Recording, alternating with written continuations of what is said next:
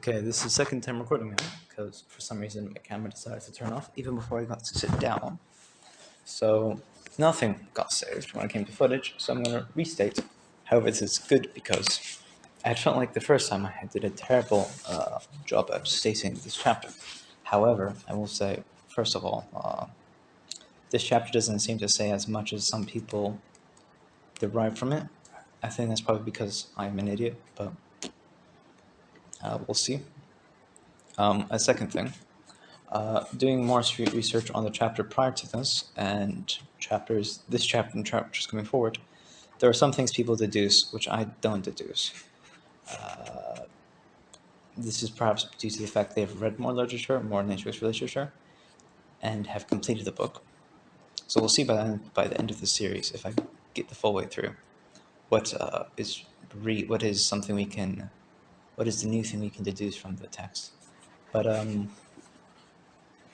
yeah, I would advise, of course, always read a book yourself, but who really gives a shit? Okay, I'm going to start off this chapter by stating the notes I had drawn at the bottom of the chapter. And to give you overall this idea, Zarathustra, the name of the chapter is, The Academic Chairs of Virtue. In this chapter, Nietzsche is directed to go visit an academic who is praised. His teachings is how to sleep well and virtues. The wisdom, however, his wisdom is somewhat not at fault, but is clouded. What he truly promotes is his true, I guess, if you had to break it down without the values and what he's actually telling you to do. He tells you to stay awake throughout your day so that a point in your day will come when you're tired and you'll go to sleep. His wisdom is to stay awake in order to sleep. However, he covers this very generic formula to achieve something with, as quote, poppy head virtues.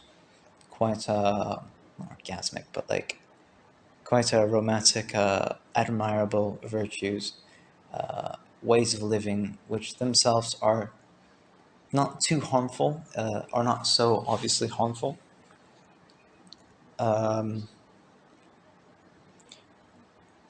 However, from what I understand, is the chapter coming after this, the chapter 3, the backworldsmen, will actually attempt to conversate upon the nature of virtues and the pros and cons and whatever.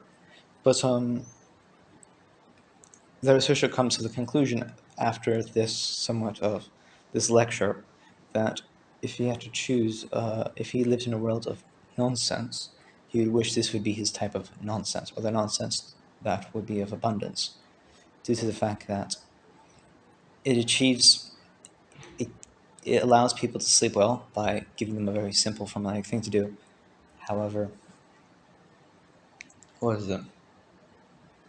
It is not so. The virtues themselves are not so dangerous, but they are not so enlightened. And that's why that's why he comes to the conclusion that this wise man is a fool. However, or perhaps you could even deduce that he's a charlatan or scum or a trickster. But I don't know what else to deduce from this. The last paragraph,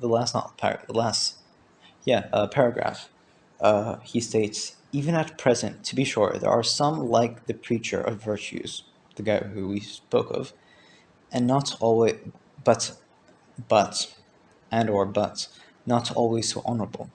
But their time is past, and not much longer do they stand. There they already lie.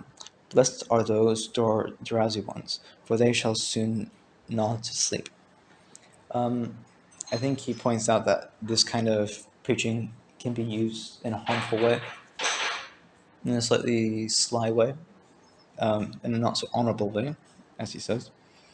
However, I don't necessarily get how he deduces the fact that they are falling asleep. Perhaps he's saying that themselves live by these ways and are putting themselves they've tied themselves down to this what was it? Nonsensical way of achieving stuff, and themselves are putting themselves to sleep or pushing themselves out of relevance. But that's just I don't really get this part. So again, you read the book, read the book, tell me. And yes, that's all I really have to say. I guess the quote that really wraps up this whole chapter.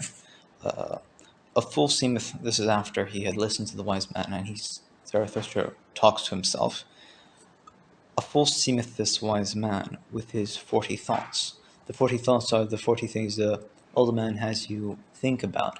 The 40 virtues, not virtues, but 40 criteria that you must fulfill throughout the day. Those 40 being 10 times in a day must thou overcome thyself.